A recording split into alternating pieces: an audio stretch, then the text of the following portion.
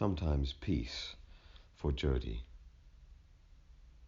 Down in the salt marsh along the lake's shore, a single egret leans among grasses, who are what persistence looks like, a weary brown uproar, a long time coming. And she is a furled flag of surrender, as if she's given up reluctantly on giving in. From well before I woke in the mouth of dawn beside you, the butcher bird's unrelenting call to arms, or perhaps it's to prayer, it's hard to say, has been flaying the peace of morning more peaceful yet with phrases full of violent intent. 3 swans, scored on the water like 3 black notes in the composer's finished phrase, swim between the fingers, poised to play them, of 3 rough-barked apples. Farther out, a pelican, trawling morning waters, gets himself an education for a breakfast among a school of brim. A single shag runs a straight dark topographic line, a grace note, north to south across the shallows. Friarbird cadges cigarettes against the raucous outcry of the wattlebirds. The call to arms of butcherbird cries on. Magpie lark and she-oak, paperbark and nesting herons and sedge. The whole morning rises up against what cannot be endured, the ping of emails coming in like ordnance, lines of thought at odds with what sustains the earth and oils the peaceful engine of the heart.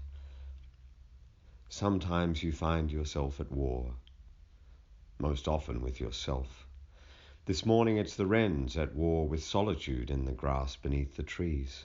Sometimes war's a song you have to join and sing until it's sung. Sometimes peace will not endure until you find a boat and cross a world of other people's seas to talk some violence down by doing some yourself. Until it ends. Until you break the lines of killing thought and spawn a space for love. Sometimes peace cannot be kept by keeping it. Peace keeps those who stand for what peace makes. No sure lines defend against bad moves time wants to bust. Not the rows you harrow in the rusting fields, not the lines your people's feet sing up walking your country awake, not the lines of hope, the rope that swings your children gaily in the orchard of your eye. And on these shores 100 years ago, the sea washed up a dozen foreign feuds and currencies and fables, whose morals called you away.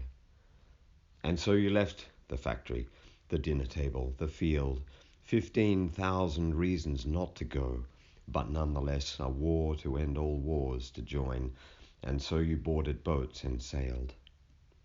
You fooled yourself, you went for fun.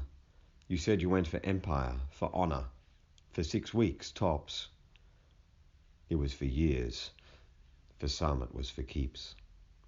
For war will maim and murder no matter why you think you go. No matter that you didn't pick the fight or field, no war can end all war. No peace will ever hold. But it seems right to thank the souls who try.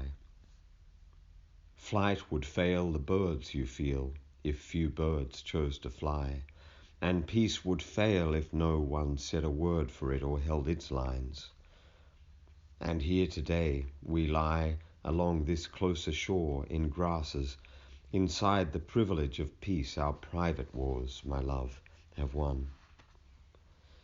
And now you break a pumpkin scone like bread and cast its several pieces like the Lord himself upon the grass. Nothing comes to claim it until at 9 the sun breaks out and a wattlebird comes in shyly for the kill, and soon word will be sent among the other birds and beings who comprise a peace we keep so deep it threatens to end all war. 3 swans swim the lake again, 2 herons make off with the afternoon, and in the she-oaks older voices sing, and all the words they sing become the shore.